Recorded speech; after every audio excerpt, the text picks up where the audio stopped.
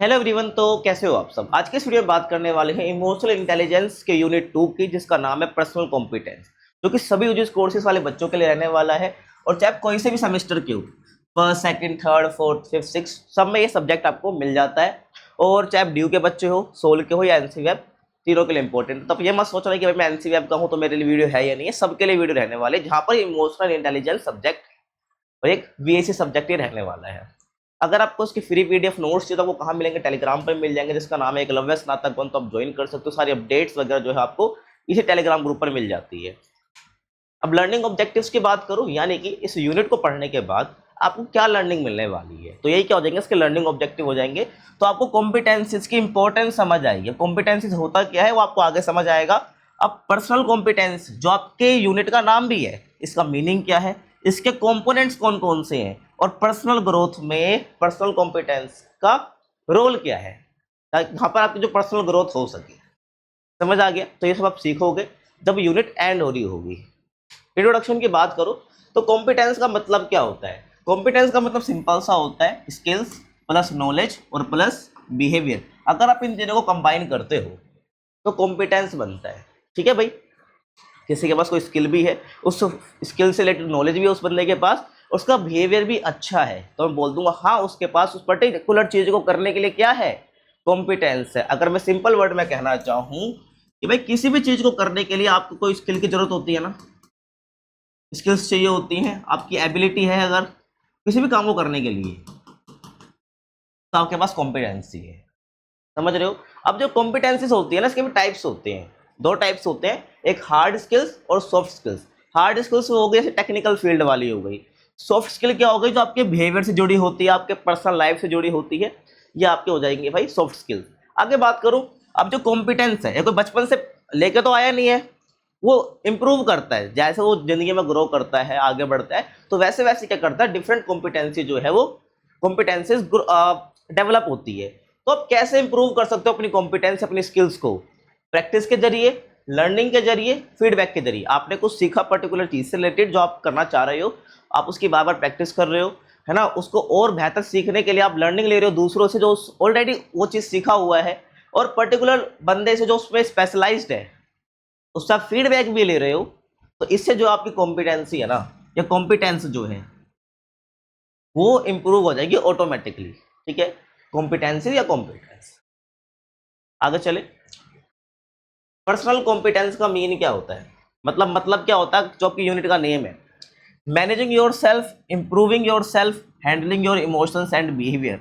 अगर भाई अगर आप ये सब कर पा रहे हो तो आपके पास क्या है, पर्सनल कॉम्पिटेंस है, सीधी सी बात है, क्योंकि पर्सनल कॉम्पिटेंस का मतलब ही यही होता है। ठीक है, तो यही क्या है, पर्सनल कॉम्पिटेंस का मतलब है। तो इसी के ऊपर आपकी यूनिट रहने वाली है, कैसे आप अपने आप को मैनेज करोगे, कैसे आप अपने आप को इंप्रूव करोगे, कैसे अपने इमोशन और बिहेवियर को आप हैंडल कर सकते हो, इसी के ऊपर यूनिट रहने वाली है। ये ध्यान आपको रखना है। अब ये जो पर्सनल कॉम्पिटेंस है ना, वो किस में मदद करता है, आपको सक्सेसफुल होने में मदद करता है, आपकी ग्रोथ में मदद करता है, और आपको आपकी लाइफ को बेटर बनाने में मदद करता है। समझ रहे हो। आगे चलते हैं। अब पर्सनल कॉम्पिटेंस, ठीक है, ये आपका टॉपिक है, आपकी बुक का पहला टॉपिक है। तो कौन कौन से पर्सनल कॉम्पिटेंस में कंपोनेंट आ जाते हैं, जब हम बात करेंगे भाई पर्सनल कॉम्पिटेंस की, तो उसके अंदर इन सब की बात होएगी जो कि आप फर्स्ट यूनिट में थोड़ा थोड़ा पढ़ चुके हो। और यहाँ पर ही बहुत शॉर्ट में बता रखा। आगे सेल्फ अवेयरनेस अपना अलग एक टॉपिक है, सेल्फ मैनेजमेंट अपना एक अलग से ब्रॉड टॉपिक है इसी यूनिट के अंदर। तो देखो भाई, सेल्फ अवेयरनेस मतलब सिंपल सा होता है, जहाँ पर आप खुद को जान पाओ, अपने थॉट्स को, अपने इमोशंस को, अपने स्ट्रेंथ और अपनी वीकनेस को आप जान पा रहे हो। तो ये क्या सेल्फ अवेयरनेस है, मतलब खुद के बारे में आप अवेयर हो। ऐसे ही जो ये सेल्फ अवेयरनेस होती है ना, ये आपको बेटर डिसीजन लेने में मदद करती है और सही एक्शंस लेने में मदद करती है। क्यों, अगर आपको पता है क्या सही है क्या गलत अपने बारे में, तो आप अच्छे डिसीजन ले पाओगे। और राइट एक्शन, राइट एक्शन का मतलब कि जो एक्शन लेने चाहिए वो एक्शन, मतलब समझते हो ना, कुछ काम करना, तो वही आप काम आप करोगे जो सही हो। तो कब होगा, जब आपको इस सब के बारे में पता होगा, अगर आपके अंदर सेल्फ अवेयरनेस नाम की चीज है तो। ऐसे ही सेल्फ मैनेजमेंट, सेल्फ मैनेजमेंट का मतलब होता है अपने आप को कंट्रोल करना, कि आप अपने आप को कैसे मैनेज रखते हो, पूरे दिन भर पूरी जिंदगी अपने आप को कैसे मैनेज करोगे। क्योंकि एक इंसान, सेल्फ मैनेजमेंट करना एक इंसान के लिए बड़ा मुश्किल होता है, क्योंकि उसका माइंड उसको कंट्रोल करके रखता है, तो मैनेजमेंट वो अपना नहीं कर पाता है। तो सेल्फ मैनेजमेंट जो है इसका मतलब आपको कंट्रोल करना, अपने इमोशंस को कंट्रोल करना, अपने बिहेवियर को कंट्रोल करना और अपने स्ट्रेस को कंट्रोल करना। आपने देखा होगा जब किसी से अपना स्ट्रेस कंट्रोल नहीं होता है और किसी को बहुत स्ट्रेस हो रहा है क्योंकि उससे कंट्रोल नहीं हो रहा है, अब कोई आके उससे कोई दो बात कह देता है तो वहीं पर क्या हो जाता है, वो चिड़चिड़ा हो जाता है। इसका मतलब क्या है, उसका सेल्फ मैनेजमेंट बहुत बिगड़ा हुआ है। इमोशंस कंट्रोल नहीं करता, कभी भी रो जाता है, कभी भी हंस देता है ना। तो इसका मतलब इमोशन पे कंट्रोल नहीं है, तो इसका मतलब सेल्फ मैनेजमेंट नहीं है। तो सेल्फ मैनेजमेंट का मतलब क्या हो गया, अपने आप को कंट्रोल करना। आगे चले, अब जो सेल्फ मैनेजमेंट है इससे क्या होता है, अगर कोई बंदा सेल्फ मैनेजमेंट कर लेता है तो वो क्या रहता है भाई, फोकस्ड रहता है अपनी जिंदगी में, ऑर्गेनाइज रहता है, मतलब सारे काम उससे ऑर्गेनाइज रहते हैं, मैसी नहीं होते, मतलब फैलते नहीं है, और पॉजिटिव रहता है थ्रू आउट द लाइफ, मतलब पूरी जिंदगी क्या रहता है, पॉजिटिव रहता है। समझ आया? आगे चलते हैं। सेल्फ मोटिवेशन, सेल्फ मोटिवेशन का मतलब क्या होता है, जो अंदर से आए, ड्राइव फ्रॉम इनसाइड, यानी कि बाहर से कोई आपको बोल के चले गया भाई तेरे को जिंदगी में ये करना चाहिए, तू नहीं करेगा तो फेल हो जाएगा, वो तो ठीक है, आप 2 मिनट के लिए मोटिवेट हो जाओगे, लेकिन सेल्फ मोटिवेशन का मतलब होता है जो आपके अंदर से आए, ठीक है, आपके अंदर से आत्मा जगे आपकी। तो अगर आपके अंदर सेल्फ मोटिवेशन है तो आप अपने गोल्स के लिए कमिट रहते हो, है ना, और डिफिकल्ट टाइम्स में भी क्या रहते हो भाई, पॉजिटिव रहते हो, कोई बात नहीं, ये टाइम भी चला जाएगा, आप ये सोच होती है अगर आप सेल्फ मोटिवेटेड रहते हो, और कभी भी हार नहीं मानते हो आप। ठीक है, समझ रहे हो? आगे चले।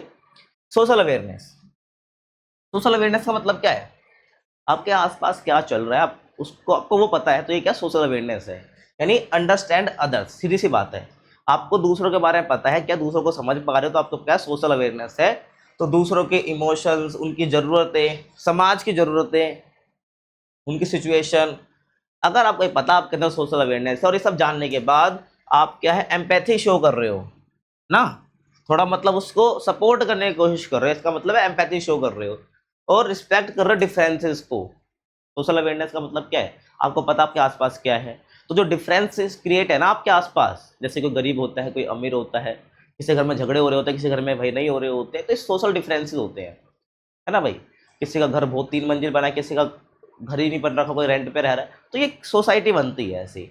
तो डिफरेंसेस जो होते हैं अपने आसपास, अपने सोशल लाइफ के अंदर, तो हमें क्या करना है, उस डिफरेंस को रिस्पेक्ट करना है, ना कि हमें घमंड करना है। अगर कोई हम किसी से आगे हैं या कोई हमसे आगे, तो हमें से जेलसी फील नहीं करनी है, तो रिस्पेक्ट करनी है डिफरेंस को, ठीक है। अगर कोई बंदा कहीं कहीं पर है, अगर एक बंदा आपसे कहीं आगे, तो उसने ज़िंदगी में पहले ज़्यादा मेहनत करी है, इसलिए वो आप पे आगे है, तो आपको भी डबल मेहनत करनी है।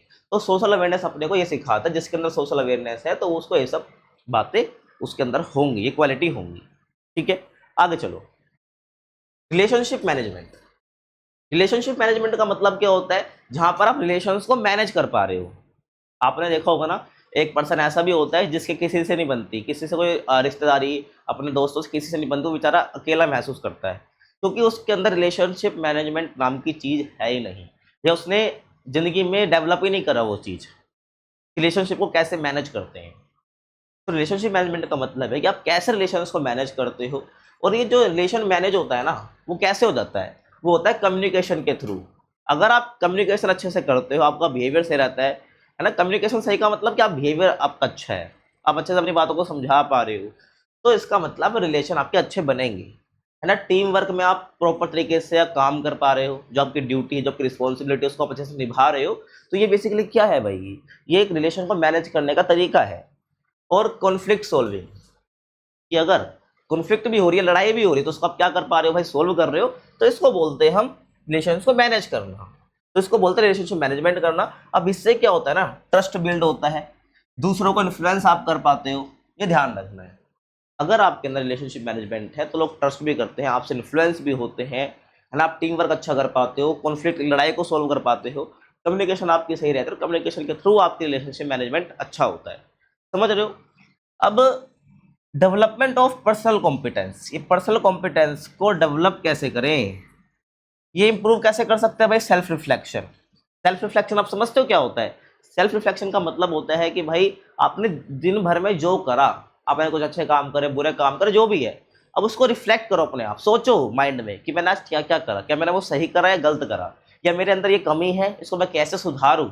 ये क्या है, सेल्फ रिफ्लेक्शन है। कोई दूसरा आपको नहीं आके बता रहा है कि आपके अंदर क्या कमी है, आप खुद अपनी कमी को जांच पा रहे हो, पता कर पा रहे हो, ये क्या है, ये सेल्फ रिफ्लेक्शन है। प्रैक्टिस कीजिए भाई, अगर कोई कमी है, मान लो आपके अंदर कम्युनिकेशन स्किल नहीं है, तो भाई बोलने की प्रैक्टिस करो, आपके अंदर क्या आ जाएगी, कम्युनिकेशन स्किल आ जाएगी।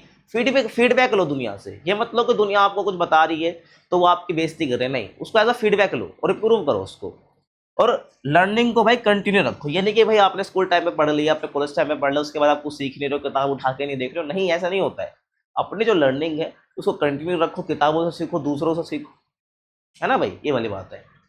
तो ये क्या है, ऐसा जो है हम पर्सनल कॉम्पिटेंस को डेवलप कर सकते हैं। आई होप आपको सारी बातें समझ आ रही होंगी। आगे चलते हैं, अब हम बात करते हैं सेल्फ अवेयरनेस की, जो कि भाई पर्सनल कॉम्पिटेंस का पार्ट है। ठीक है, देखो, तो सेल्फ अवेयरनेस वही है भाई, अपने आप को जानना, अपने इमोशंस को, अपने थॉट्स को, अपनी वैल्यूज को जानना, और how your emotions affect your behaviour. अगर आप, और जिसके अंदर सेल्फ अवेयरनेस है ना, उसको ये भी पता होता है कि भाई कैसे आपके जो इमोशंस है वो आपके बिहेवियर को क्या करते हैं, अफेक्ट करते हैं। ठीक है, ये ध्यान रखना है।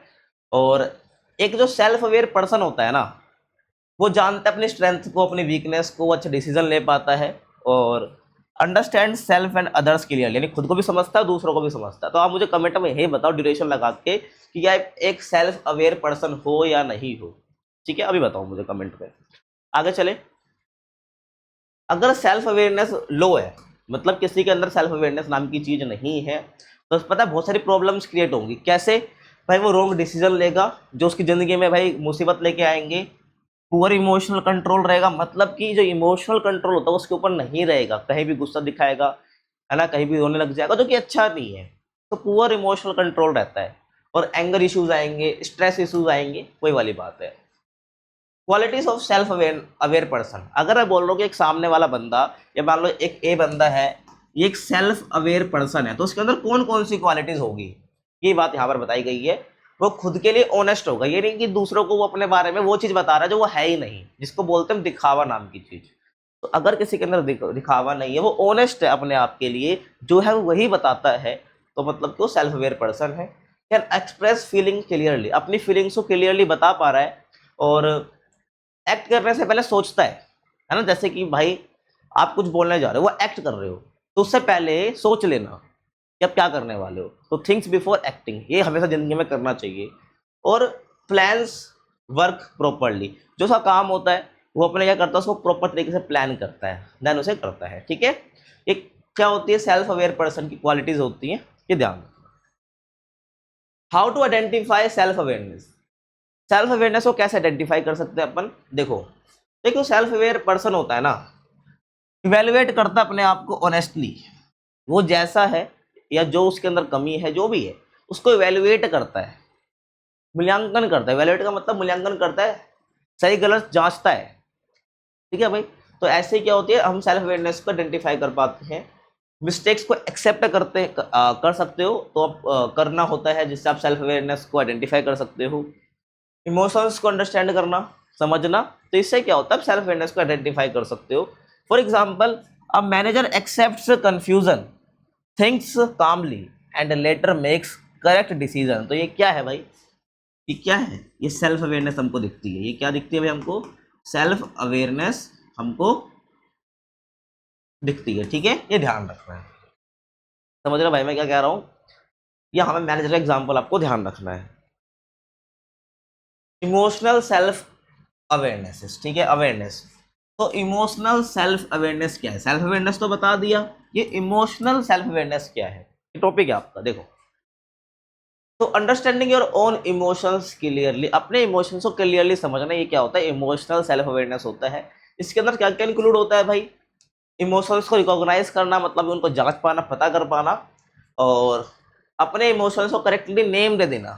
ठीक है, जिसको पता है कि हाँ ये मेरा गुस्सा है, ये मेरा स्ट्रेस है, ये मुझे खुशी हो रही है, ये मुझे दुख हो रहा है, ये वाली बात।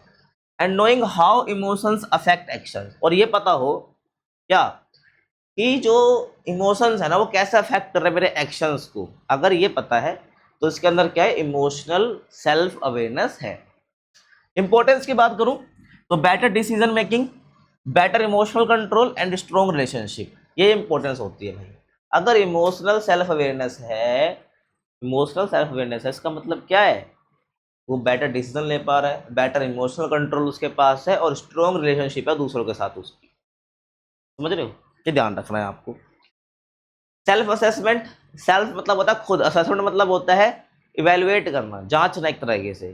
तो चेकिंग योर सेल्फ, इसका मतलब क्या होता है? सेल्फ असेसमेंट, जिसको आप सेल्फ एनालिसिस भी कह सकते हो।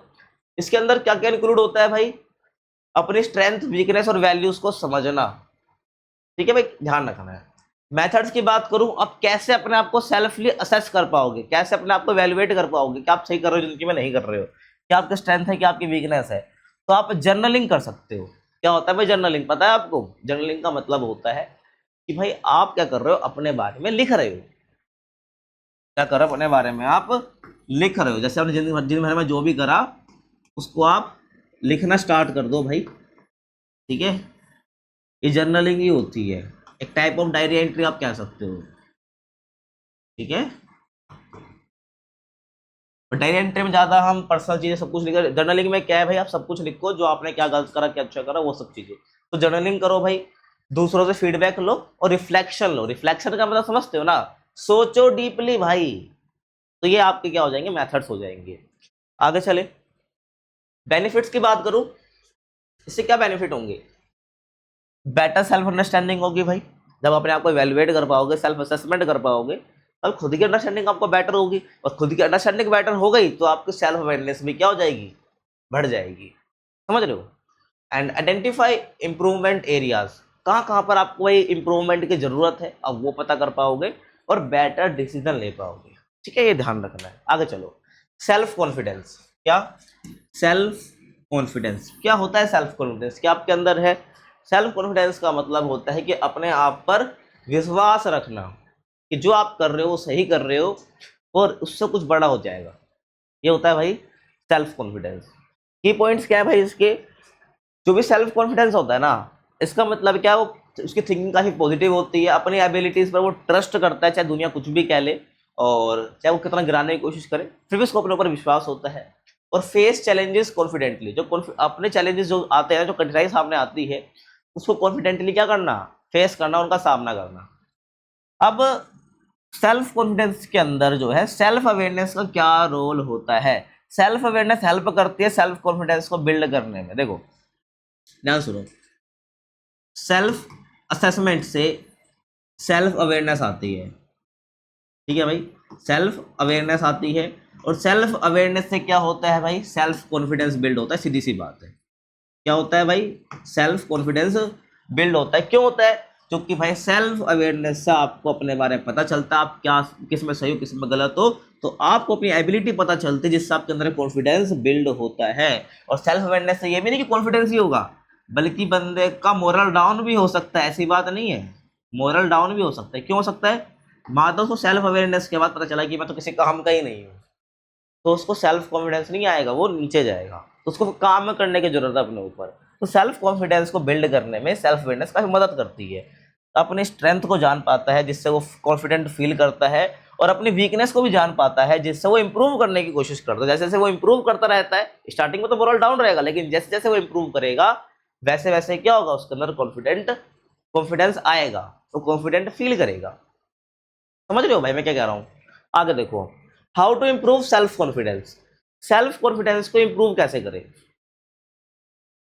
अपने आप को एक्सेप्ट करो, रिस्क लो भाई, अपने कंफर्ट जोन से बाहर आओ और पॉजिटिव ही सोचो, ठीक है भाई। और ये ध्यान रखना है, इमोशनल इंटेलिजेंस एक ऐसा सब्जेक्ट है ना आपको जो रियल लाइफ में मदद करेगा सब्जेक्ट, ठीक है, आपकी जिंदगी में वैल्यू ऐड करेगा, जब भी तो उसका नाम भी है वैल्यू एडेड कोर्स। ये ध्यान रखना है। बेनिफिट्स क्या है इसके? सक्सेस इन लाइफ, आपको लाइफ में काफ़ी सक्सेस मिलेगी अगर कॉन्फिडेंस आपके अंदर है। बेटर परफॉर्मेंस आप दे पाओगे हर जगह, और आपकी पर्सनैलिटी भी काफ़ी स्ट्रॉन्ग दिखेगी। क्या बोला मैंने? आपकी जो पर्सनैलिटी है वो काफ़ी स्ट्रॉन्ग दिखेगी दूसरों के मुकाबले जिनके पास कॉन्फिडेंस नहीं है। सेल्फ मैनेजमेंट, ठीक है भाई, सेल्फ मैनेजमेंट ब्रॉडली देखने वाले हैं, पीछे हमने देखा। तो सेल्फ मैनेजमेंट का मतलब अपने आप को कंट्रोल करना, अपने इमोशंस, अपने एक्शंस, अपने बिहेवियर को कंट्रोल करना और रिस्पॉन्सिबल रहना हर चीज़ के लिए, और अपने वैल्यूज़ को फॉलो करना जो आपने खुद सेट करी है। ये क्या सेल्फ मैनेजमेंट है? आगे देखो, सेल्फ मैनेजमेंट के कंपोनेंट क्या है? सेल्फ मैनेजमेंट के कंपोनेंट, कंपोनेंट समझते हो ना, किसी के पार्ट्स, किसी के हिस्से। तो सेल्फ मैनेजमेंट के हिस्से क्या? पहला है सेल्फ अवेयरनेस। तो पहला स्टेप ही क्या है भाई सेल्फ मैनेजमेंट का? कि अपने बारे में आपको अवेयरनेस होना, ठीक है, वही होता है भाई सेल्फ अवेयरनेस, बार बार नहीं बता रहा मैं। सेल्फ इमोशनल सेल्फ कंट्रोल होना भाई, यानी इमोशनली खुद पर कंट्रोल होना, ठीक है। तो stay calm in stress, do not react quickly, मतलब जल्दी आपको रिएक्ट नहीं करना है, और एक्ट करने से पहले सोचना, ये होता है भाई इमोशनल सेल्फ कंट्रोल। ये कंपोनेंट है इसका, ठीक है दोनों। और सुनो भाई, एडेप्टेबिलिटी भी होता है। सेल्फ मैनेजमेंट का तीसरा कंपोनेंट है एडेप्टेबिलिटी। एडेप्टेबिलिटी का मतलब होता है कि आप कहीं भी जाओ, ठीक है, जो आपके लिए नहीं हो उसी के अकॉर्डिंग अपने आप को आप ढाल ले रहे हो, अडेप्ट कर ले रहे हो। मतलब कि चेंज में क्या कर ले रहे हो आप, कोई भी आपके सामने ऐसी जगह है जहाँ पे बहुत चेंजेस है, तो आपने क्या कर लिया, वहाँ पर एडजस्ट कर लिया, तो इसका मतलब क्या, आपके अंदर एडेप्टेबिलिटी है। और एडेप्टेबिलिटी जिसके पास है ना भाई, वो जिंदगी में कहीं मार नहीं खाएगा, ये ध्यान रखना।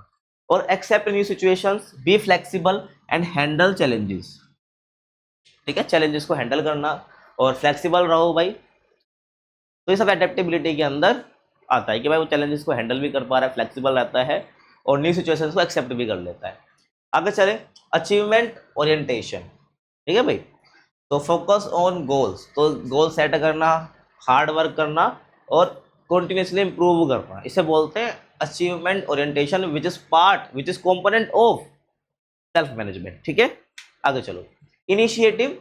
इनिशिएटिव का मतलब होता है एक्शन लेना। कुछ लोग होते हैं ना बस सोचते रह जाते हैं, एक्शन नहीं लेते, बल्कि अब इनिशिएटिव का मतलब आप इनिशिएटिव ले रहे हो, एक्शन ले रहे हो, ध्यान रखना है। तो भाई दूसरों के लिए वेट ना करना, अपॉर्चुनिटीज है उसको ग्रैब कर लो भाई, हाथ से जाने मत दो। और रिस्पॉन्सिबिलिटी को लेना, जो आपको मिली है अपॉर्चुनिटीज मिली, अपॉर्चुनिटीज के साथ रिस्पॉन्सिबिलिटी भी आती है, रिस्पॉन्सिबिलिटी को उठाना है आपको। उसके बाद है ऑप्टिमिज्म। ऑप्टिमिज्म क्या होता है, पॉजिटिव थिंकिंग। ऑप्टिमिज्म मतलब क्या भाई, पॉजिटिव थिंकिंग, कि आप जो सोच रहे हो, क्या आप पॉजिटिव सोच रहे हो, नेगेटिव सोच रहे हो। पॉजिटिव थिंकिंग से क्या होता है, थिंकिंग से क्या होता है भाई, आप होपफुल रहते हो, मतलब आशावादी रहते हो, आपको पता है कि हाँ भाई आज ना कल हो जाएगा ठीक। सी प्रॉब्लम्स एज टेम्पररी, जो प्रॉब्लम्स आपके पास आते हैं उसको आप परमानेंट ना समझ के टेम्पररी समझते हो कि हाँ भाई प्रॉब्लम है, आज है कल नहीं रहेगी। और stay strong in tough times, अगर आपके अंदर ऑप्टिमिज्म है इसका मतलब क्या है, आप हर सिचुएशन में टफ टाइम्स में क्या रहते हो, स्ट्रॉन्ग रहते हो, ये आपको पता चल जाएगा, ठीक है, ये को पता होना चाहिए। तो ऑप्टिमिज्म। उसके बाद रेजिलेंस। रेजिलेंस का मतलब क्या होता है भाई, बाउंस बैक करना। क्या, जैसे हम कहते हैं ना कम बैक करना, वही वाली बात होगी बाउंस बैक करना। तो भाई फेलियर से रिकवर करना, स्ट्रेस को हैंडल करना और मेंटली स्ट्रांग रहना, इसे बोलते हैं रेजिलेंस। सेल्फ मैनेजमेंट की कंपोनेंट है ये। नेक्स्ट हम बात करते हैं मोटिवेशन की, कि मोटिवेशन क्या है। मोटिवेशन का मतलब यहाँ पर है इनर ड्राइव, यानी एनर्जी किसी गोल को अचीव करने के लिए। मोटिवेशन से क्या मिलता है आपको भाई, एक्शन लेने में मदद मिलती है, फोकस रहते हो आप, और डिफिकल्ट टाइम्स में भी जो है चलते रहते हो आगे, रुकते नहीं है। मोटिवेशन की इंपॉर्टेंस क्या है भाई, पर्सनल ग्रोथ में मदद होती है, सक्सेस मिल जाती है जल्दी, और लाइफ आपकी बेटर हो जाती है। वेज टू मोटिवेट अदर्स, या खुद कैसे मोटिवेट होना है। तो मोटिवेशन किस तरीके से मदद करता है, पहले ध्यान रखो। गोल सेटिंग में मदद करता है। जिसके अंदर मोटिवेशन होगा ना भाई, वो पहले गोल बनाता है, गोल बनाने गोल बनाता है तब जाके मोटिवेशन आता है, ठीक है। आप ये समझ लो कि भाई किस प्रकार से मोटिवेशन हेल्प करता है, तो गोल सेटिंग मदद करता है। तो मोटिवेशन मदद करता है भाई तुमको क्लियर गोल्स को सेट करने में, रियलिस्टिक टारगेट को सेट करने में। तो रियलिस्टिक टारगेट समझते हो ना क्या होता है, जो एक्चुअल में पॉसिबल हो करने के लिए। और स्टे फोकस, यानी आप फोकस्ड हो। रिजल्ट क्या मिलेगा इससे, हायर चांस है भाई सक्सेस के, कि आप जल्दी सक्सेसफुल हो जाओ। इनिशिएटिव एंड एक्शन, ठीक है। तो मोटिवेशन भाई हमको पावर देता है एक्ट करने के लिए, मतलब ना, हमको ये मोटिवेशन है, हमने गोल्स वगैरह बनाए हैं, तो हमको एक्ट करने की जो पावर मिलती है मोटिवेशन से ही मिलती है। हम रिस्पॉन्सिबिलिटी लेना सीख जाते हैं, रिस्क लेना सीख जाते हैं, अपॉर्चुनिटीज को ग्रैब करते हैं, ठीक है भाई। Persistence and resilience. Persistence and resilience. तो परसिस्टेंस आप समझते हो ना, कि किसी चीज में लगे रहना, किसी चीज में लगे रहना, उसको छोड़ना नहीं जब तक वो पूरा ना हो जाए, इसको बोलते हैं परसिस्टेंस। डिटर्मिनेशन विद कंसिस्टेंसी, इसको बोलते हैं परसिस्टेंस। और रेजिलेंस तो बता ही चुका हूं। तो keep going even in problems, give up नहीं करना, मिस्टेक से सीखना और बाउंस बैक फ्रॉम फेलियर, ये क्या है, परसिस्टेंस और रेजिलेंस का कॉम्बिनेशन है, समझ रहे हो, ये ध्यान रखना। तो ये मैं क्यों बता रहा हूँ, मोटिवेशन इन सब में मदद करता है अपने को। कॉन्फिडेंस बिल्ड करने में मदद करता है, ठीक है भाई। तो सेल्फ कॉन्फिडेंस इंक्रीज होता है, हमारा सेल्फ डाउट जो होता है ना कि हम कर पाएंगे नहीं कर पाएंगे, उसे खत्म कर देता है। चैलेंजेस को हम बोल्डली, है ना, बहुत हिम्मत से फेस कर पाते हैं। आगे सुनो, कॉन्टिन्यूस लर्निंग एंड ग्रोथ, हमारी जो ग्रोथ है वो लगातार होती रहती है, हम लर्निंग में जो है रेगुलर बेसिस पर लेते रहते हैं, क्योंकि मोटिवेशन आपको पुश करता है सीखने के लिए, नई नॉलेज को लेने के लिए और नई स्किल्स को सीखने के लिए और अपने आप को इम्प्रूव करने के लिए हमेशा मोटिवेशन आपको पुश करता है। ध्यान रखना, जिसके अंदर मोटिवेशन खत्म हो गया मतलब वो जिंदगी बस काट रहा है अपनी। रिलेशनशिप मैनेजमेंट, रिलेशनशिप मैनेजमेंट क्या होता है, ध्यान से सुनना।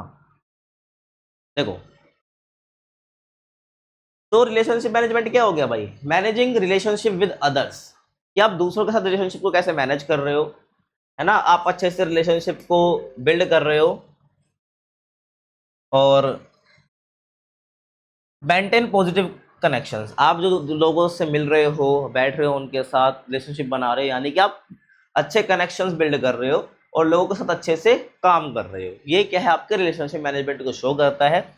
इंपॉर्टेंस की बात करूं भाई, इस किस में मदद करता है भाई रिलेशनशिप मैनेजमेंट, टीम वर्क में मदद करता है, कम्युनिकेशन में मदद करता है और पर्सनल और प्रोफेशनल लाइफ दोनों में ग्रो करने में मदद करता है और हमें सक्सेस मिल जाती है, ठीक है, ये ध्यान रखना है। मेन कंपोनेंट क्या है भाई, इफेक्टिव कम्युनिकेशन होता है भाई। मेन कंपोनेंट्स, अगर आपको रिलेशनशिप मैनेजमेंट की बात करनी, रिलेशनशिप मैनेजमेंट अगर आपको सीखना है तो आपको कम्युनिकेशन इफेक्टिव होना चाहिए, क्योंकि पहला कंपोनेंट है इसका। तो भाई आप, और इफेक्टिव कम्युनिकेशन का मतलब केवल बोलना ही नहीं होता है बल्कि सुनना भी होता है। तो स्पीक एंड लिसन प्रॉपरली, और केयरफुली सुनो, केयरफुली बोलो और दूसरों की अदर्स और दूसरों की रिस्पेक्ट करो और उनके जो पीओवी है मतलब पॉइंट ऑफ व्यूज है उनकी रिस्पेक्ट करनी है, सुनना है उनको, ठीक है भाई। और इससे क्या होता है, दूसरों को समझने में और प्रॉब्लम्स को सॉल्व करने में आपको अंडरस्टैंडिंग बिल्ड होती है, just because of effective communication. आगे देखो, एम्पैथी, मतलब ये फील करना कि दूसरों को क्या फील होता है, फील व्हाट अदर्स फील, इसे बोलते हैं empathy, which is second component of relationship management, ठीक है, ये ध्यान रखना है। आगे सुनो, understand others emotions, be kind and supportive, तो ये सब क्या एम्पैथी शो करते हैं। इससे रिजल्ट क्या मिलेगा भाई, आपकी जो रिलेशनशिप है बहुत स्ट्रॉन्ग हो जाएगी। कॉन्फ्लिक्ट रेजोल्यूशन, है ना भाई, तो सोल्व फाइट्स एंड प्रॉब्लम, है ना भाई। रिलेशनशिप मैनेजमेंट कहाँ से आएगी, जब आप फाइट्स प्रॉब्लम को सोल्व कर पाओगे, यानी कॉन्फ्लिक्ट को रेजोल्व कर पाओगे एंड वो दोनों साइड सुनोगे, यानी आप एक की तरफदारी करोगे, लड़ाई बढ़ेगी, दूसरे से दुश्मनी आपकी बढ़ेगी, बल्कि क्या करना है आपको, दोनों साइड्स को सुनना है, कॉमन सॉल्यूशन फाइंड करना जिससे दोनों की लड़ाई छूट जाए और टेंशन को खत्म करना है, ठीक है, ध्यान रखना है। कोलैबोरेशन एंड टीम वर्क, तो एक साथ काम करना, है ना भाई, आइडियाज को शेयर करना, एक दूसरे को मदद करना और कॉमन गोल्स जो है ना, एक टीम के जो कॉमन गोल्स होते हैं उसको अचीव करना, ये क्या होते हैं भाई, इसे बोलते हैं collaboration and team work. Component है रिलेशनशिप मैनेजमेंट का, ट्रस्ट एंड रैपर्ट, तो भाई आपको क्या करना है, ट्रस्ट बिल्ड करना है। तो बेस ऑफ रिलेशनशिप है भाई ट्रस्ट, बिना ट्रस्ट के तो कुछ है ही नहीं। तो हमेशा ऑनेस्ट रहो भाई, रिलायबल रहो और प्रॉमिस पे अड़े रहो जो आपने करे हैं। इससे क्या होगा भाई, आपकी जो रिलेशनशिप है हमेशा अच्छी रहेगी। और क्या करना है आपको, कनेक्शन बिल्ड करने हैं, कैसे, फ्रेंडली कनेक्शन बिल्ड करने हैं और सपोर्टिव कनेक्शन बिल्ड करने हैं, समझ रहे हो, ये ध्यान रखना है आपको। उसके बाद how to improve relationship management, relationship management को कैसे इंप्रूव कर सकते हैं, तो भाई कम्युनिकेशन को प्रैक्टिस करके, एम्पैथेटिक रहो मतलब दूसरों की बातें समझो क्या फील करते हैं, फीडबैक लीजिए और इम्प्रूव करिए अपने बिहेवियर को, इससे क्या आप रिलेशनशिप मैनेजमेंट को इम्प्रूव कर सकते हैं। नेक्स्ट हम बात करते हैं सोशल अवेयरनेस की। क्या सोशल अवेयरनेस क्या है, देखो, सोशल अवेयरनेस का मतलब है कि दूसरों को समझना और उनकी सोशल सिचुएशन को समझना, दूसरों के इमोशन को आप समझ पा रहे हो, दूसरों के सोशल रूल्स क्या उसको आप समझ पा रहे हो और सिचुएशन को आप समझ पा रहे हो। इसका मतलब क्या है, आपके अंदर सोशल अवेयरनेस नाम की एक चीज़ है। और सोशल अवेयरनेस के अंदर क्या क्या इंक्लूड होता है, एम्पैथी इंक्लूड होती है, अंडरस्टैंडिंग सोशल सिचुएशन और respecting others and knowing social norms, मतलब आपके आसपास क्या रूल्स चलते हैं, ये सोशल अवेयरनेस के अंदर इंक्लूड होता है, जो कि हम डिस्कस कर चुके हैं पीछे, ठीक है, आपको पता होना चाहिए। Importance of social awareness, importance क्या होती है भाई सोशल अवेयरनेस की, आपकी जो रिलेशनशिप है वो बेटर हो जाती है ना, कैसे भाई, क्यों आप दूसरों की जरूरतें समझ पाते हो, प्रॉपरली रिस्पॉन्ड कर पाते हो और स्ट्रॉन्ग कनेक्शन बिल्ड कर पाते हो। क्यों? क्योंकि आपके अंदर सोशल अवेयरनेस, आपको पता है दूसरों के बारे में, आपके समाज में क्या चल रहा है। इससे कॉन्फ्लिक्ट अवॉइड होते हैं, है ना, मिसअंडरस्टैंडिंग से आप बच जाते हो और सिचुएशन को शांति से हैंडल कर लेते हो, क्योंकि आपको पता अपने आसपास के बारे में, सिचुएशंस के बारे में, सोशल नॉर्म्स के बारे में। इफेक्टिव कम्युनिकेशन, भाई सिचुएशन के अकॉर्डिंग बोलना, यही क्या होता है, एक कम्युनिकेशन की कला होती है। बिहेवियर को सिचुएशन के अकॉर्डिंग एडजस्ट करना, ठीक है। टीम वर्क एंड कोलाबोरेशन, तो दूसरों के साथ अच्छे से काम करो भाई, दूसरों के ओपिनियन को रिस्पेक्ट करो। कल्चरल अंडरस्टैंडिंग, भाई जो डिफरेंट कल्चर्स हैं उनको रिस्पेक्ट करो अपने सोशल एनवायरनमेंट में। और अडेप्ट इन डाइवर्स एनवायरनमेंट, अगर आपका एनवायरनमेंट काफ़ी डाइवर्स है तो अडेप्ट करो, उसको एडजस्ट करो, ठीक है। पर्सनल ग्रोथ, तो understand impact of your actions, है ना भाई, ये समझना कि आपके एक्शन से क्या इम्पैक्ट पड़ेगा। बिहेवियर को इम्प्रूव करना और मोर अवेयर बनना, ज़्यादा अवेयरनेस आपके अंदर होनी चाहिए अपने आसपास के लिए। और how to improve social awareness, social awareness को कैसे इम्प्रूव हम कर सकते हैं भाई, एक्टिवली सुनकर, लिसनिंग स्किल आपके अंदर होनी चाहिए, दूसरों को ऑब्जर्व कर कर, एम्पैथी शो कर कर, और रिस्पेक्ट करनी है आपको डिफरेंसेस को, जो अलग अलग लोगों की हालतें हैं, सिचुएशंस है, और फीडबैक लेना, ठीक है। तो इस सब क्या है, सोशल अवेयरनेस को इम्प्रूव कर सकते हो। इसी के साथ आपकी जो यूनिट है हमने बहुत अच्छे से कवर करी, हर एक चीज़ को समझी है जो टॉपिक आपकी इस बुक में दे रखे थे इस यूनिट के अंदर। फिर भी कुछ पर्सनल क्वेरी हो तो आप इंस्टाग्राम पर पूछ सकते हो, यूजर नेम आपके सामने है। बाकी वीडियो पसंद है तो क्या करना है, चैनल को लाइक से सब्सक्राइब करना है। मिलते हैं आपसे अगली वीडियो में, तब तक के लिए थैंक्स फॉर वॉचिंग।